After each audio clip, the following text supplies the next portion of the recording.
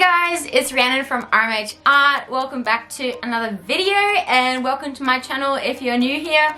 I hope you really liked today's video. It is something different for me, which is a Q&A, which I've never really done on my channel before, but I've asked everyone over on Instagram if they had some art questions, so I thought I'd do a few today. And if you guys have any questions that you would like me to cover in the next Q&A, yeah, leave them down below, or even let me know if you like this style of video as well. And yeah, while we're at it, if you're new to my channel, definitely hit that subscribe button and the bell to know when I chuck up a new video. Let's get straight into the video. Okay, so the first question is, will I be doing a video sharing my process and how I make a piece of artwork? And the answer to that is yes, yes, yes, yes. Yes, I will be doing a video sharing my process. What I thought would be cool, instead of just like talking about my process and what I do, is to do a painting with you guys from start to finish. Obviously I will speed it up in different areas because otherwise we could be sitting there for many hours. But yeah, so I thought I'd take you from like the start before I even put anything on the canvas, what I'm thinking and how I'm approaching the artwork, and yeah, just what I'm doing along the way, why I put my colors where I do, why I pick my colors, that sort of thing. So I will be doing a full-on video about that. So I hope you are keen for that, because I have been asked for that type of video quite a few times, especially over on my Facebook and my Instagram. So yeah, I'd love to know if you guys are keen for something like that. So the next question was a question I got asked quite a while ago, but I've been quite busy and I hadn't got back to it. But so this question is how to get more people to see your artwork or your art that you're painting.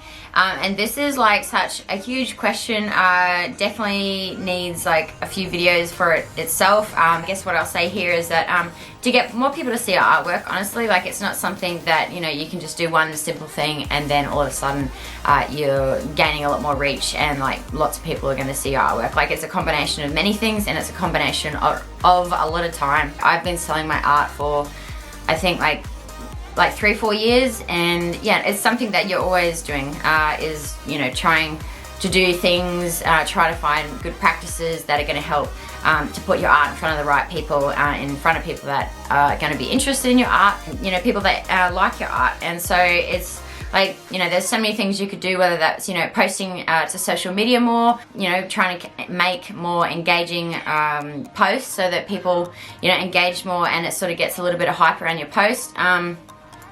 Or like, say if you have like a new series of paintings or artwork or whatever it is that you're doing, try and do something different. Like, so for example, I think this would probably be the best example of something that I've done to try and build a bit of hype. So I didn't just do this for the hype, but very passionate about it, is to create like a little video about your artwork. Like, because obviously nowadays everyone is on their phones, everyone's on the internet doing lots of things, and so you want to have something that's going to get people engaged, get people interested, and I guess get people following your art. And so this year when I brought out my series, the self-love series, it's something that I'm still working on now, I did like a little video. It was like a 2-minute sort of video explaining why I was doing the self-love series, how I felt about it, and what I wanted to do for other people. And yeah, I think like I was really nervous about putting it out there. I'll put a little photo of the video here, and then it'll be at the end if you guys want to go check it out. It got like a lot of hype on my social media. Like people were, they responded really well to it, and it definitely created a lot more interest and traction and just excitement about what I was doing, which was the self-love series. So that worked really well, rather than just, you know, putting up a post and being like, hey, like this is what I'm doing, like peace. You know, so if you can do something that's going to build hype, definitely do that.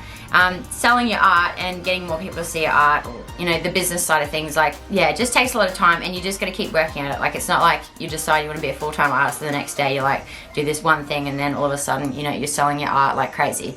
It's definitely like a combination of many things, and it's a combination of patience, hard work, and hard work. The next question is reference photos.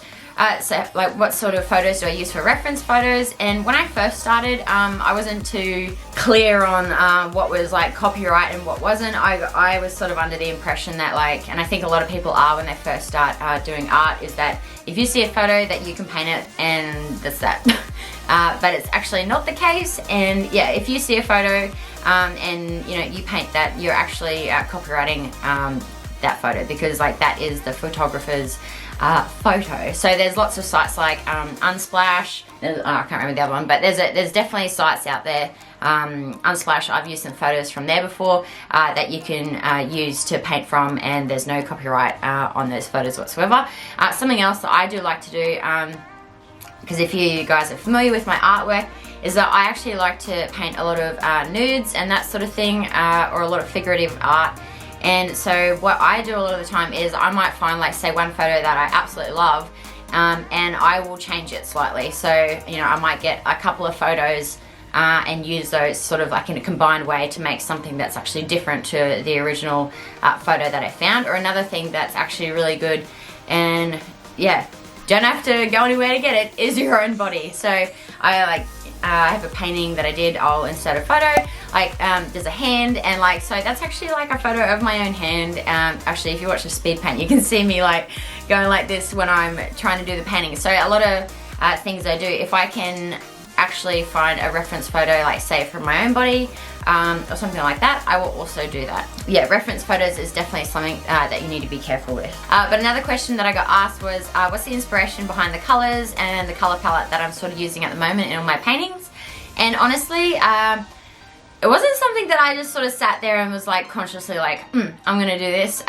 It was just, I guess, like a feeling for me. Like a lot of my artwork, I guess the colors that I pick, and this is a big thing for me, is it comes from like how I'm feeling, and yeah, just I guess my energy.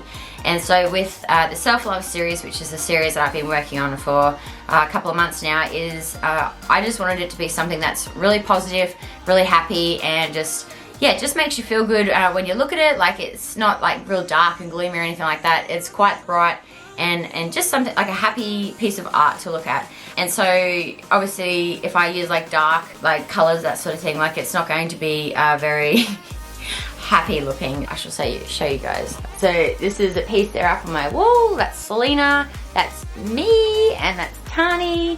And yeah, so these are some of the pieces in the self-love series that I've done so far. This is totally off topic, but I'm starting another piece today, which I might be on excited about.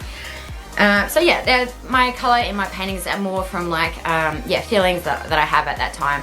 But I will say something that has been in my mind this year as I keep progressing on my art journey and, you know, being a full-time artist and selling my artwork, is to be conscious of the colours and how they're going to be in someone's house. Like a lot of people, you know, nowadays that have like white walls, all that sort of thing, they have like these bright homes. They don't want really dark artwork. Like, not to say that, you know, no one's going to buy dark artwork, because that's not true whatsoever. But yeah, so I've been trying to just make sort of like pieces that use colours and that as well, that I think will be a complement to someone's decor and their house. So yes. Sorry I keep touching my hair, by the way. It's just that I normally have my hair up. It's not very often I have my hair down. So when I have my hair down, I feel very like self-conscious. But I'm trying to get used to it, because what's the point of having long hair? Not this is really long, but longer hair if you don't wear it down. And so the next question is, do you need expensive paint? And I guess there's sort of like a couple parts to this question, because I guess it depends what you want to be doing with that artwork. If, you know, the artwork that you're going to be painting is simply just for your enjoyment and just for you to have at the house, or, you know, you like painting and you just want to have fun, of course not. You don't need expensive paint, and yeah, you can just do it if it makes you happy, because it's just for you and you're not selling it. But if you are selling your artwork, I do honestly suggest not using student grade or like really cheap paint. And the reason for that is, so if you use like these cheaper paints, like so student grade, or, you know, just really cheap, you know, couple of dollar paints, some of them might be great, but a lot of the time that you'll find that the pigment in the paint actually fades over time. So if you sell a painting that's like really bright and colourful, you know, I don't know how long it takes, because I don't actually use this paint, but if you know, 6 months later, 2 years later, the painting is actually going to fade, especially if it's sitting out in the sun. So, you know, if you're selling artwork, the last thing you want to do is to be selling a piece of art and have that artwork fade because I don't think that's very good, and I'm sure the customer is not going to be very happy about that either. I feel like I'm talking really fast and I'm not sure why. And another thing I'll say about that question is, so I don't use the most like expensive paint out there. There's some say I will use cheaper paint, say if it's just white. If I'm using that white to say like mixed colors, but if it's like my proper paints where they're the colors and all that, I will use more expensive paint. I don't spend like a ridiculous amount on paint because a lot of the paints out there, like it is, you're paying for the brand of the paint, and you know, obviously there are brands out there that are fantastic, but yeah, over the years I've been using, there's a couple of brands of paints that I use. If you guys don't know, I am in Australia, but so a paint that I started out using when I first started painting is this Joe Sanchez paint, and I actually still use this now, not as much in my paintings as these other two, but this is actually quite a cheap tube. I know you used to be able to get this for like I think it was like $5 from Spotlight, but from an art store they are like $8. They are considered like a student grade paint, but honestly I've never had a problem with this paint whatsoever. I think it's great, and definitely a good place to start if you want to be selling your artwork and purchasing paint. I'll just have to go check my son because I can hear him crying. And the other two paints that I use, these are what I sort of use mainly now, and that is an Atelier paint. Let me pop it, that one up there, this paint. And then the other paint I use, which is, tube's a bit squished, is Matisse. Really squished tube, but yeah, it's Matisse. So these are thicker body paints, and I like to use these a lot more now. I don't know, I just, yeah, I've really been enjoying them. So not to say that the other paint, that the cheaper one is worse, but yeah, that's just what I've been using now. I think it just comes down to like personal preference as to what paints that you use as well. Okay, so the last question I'm going to be answering today, because this video is already taking a bit of time, is are you going to be making a painting class course that people can do at home? So I have toyed around with this idea a little bit. To be honest, I don't know if there'd be much interest for that, and then the other thing is I'm like, I guess, yeah, I just don't know if there'd be much interest, and obviously it is a lot of work to sort of make a course or a class that people can do at home.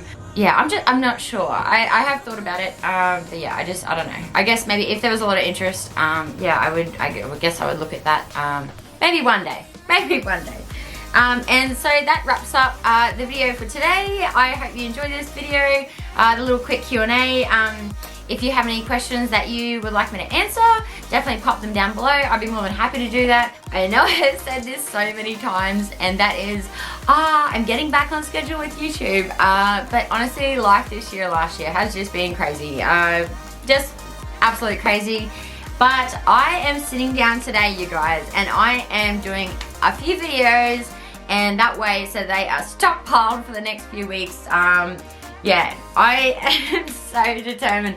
I have said this also so many times before, but I guess we shall see. We shall see.